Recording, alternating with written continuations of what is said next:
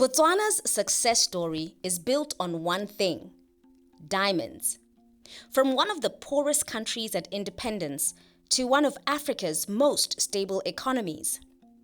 But in the late 1990s, as sand communities were being removed from the central Kalahari Game Reserve, a question began to circulate. Was this really about development, or was there something more beneath the surface? Welcome to Beyond the Kalahari, where we share Africa's rarely told stories. Today, we will unpack the suspicions that surfaced and raised international eyebrows following the relocation of the Sand people from the CKGR. To understand the suspicion, you have to understand diamonds. In 1967, just 1 year after independence, diamonds were discovered in Botswana. What followed was one of Africa's most remarkable economic transformations. Through a partnership with De Beers, Botswana built a model many countries would later admire: strong state control, revenue reinvestment, infrastructure development. Today, diamonds remain central to the economy of Botswana. They fund schools, roads, hospitals, amongst many other things.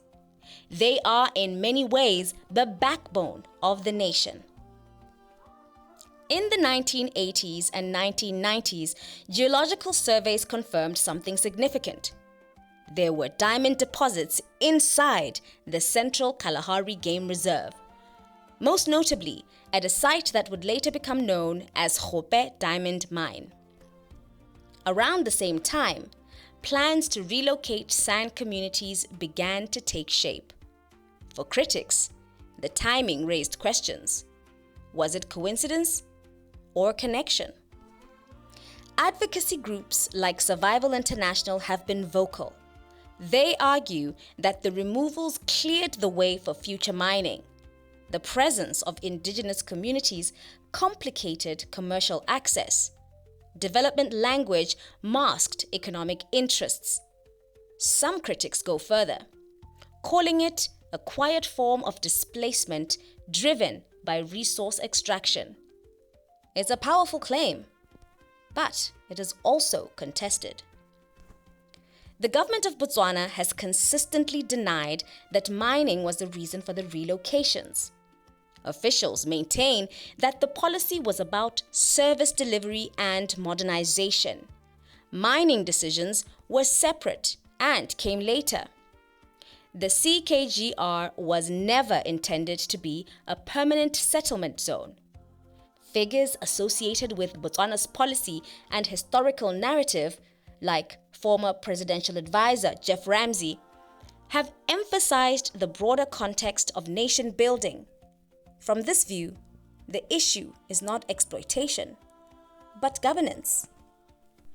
In 2014, years after the removals and the court case, a mining license was granted at Gope. The project moved forward. Today, diamond extraction in the area is a reality. For some, this confirms their suspicions. For others, it is simply the continuation of Botswana's economic strategy. The truth depends on how you interpret the sequence of events. This is where the story becomes uncomfortable, because it may not be one thing, but several things at once. It is possible that the government genuinely pursued development goals, and resource interests existed in parallel, and indigenous voices were not fully prioritized.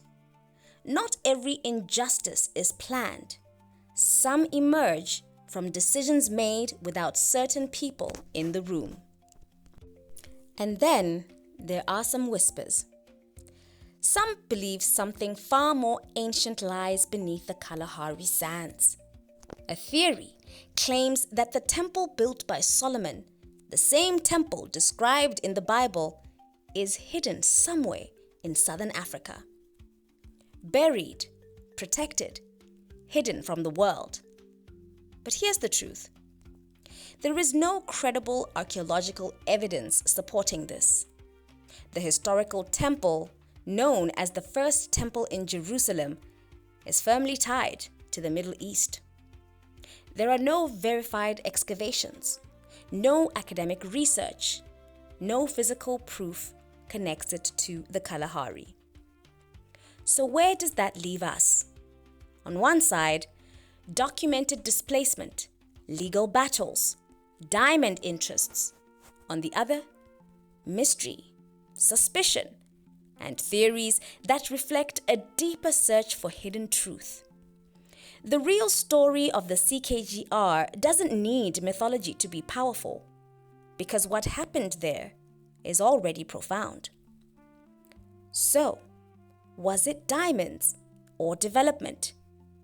There is no single answer, only perspectives, evidence, and lived experience.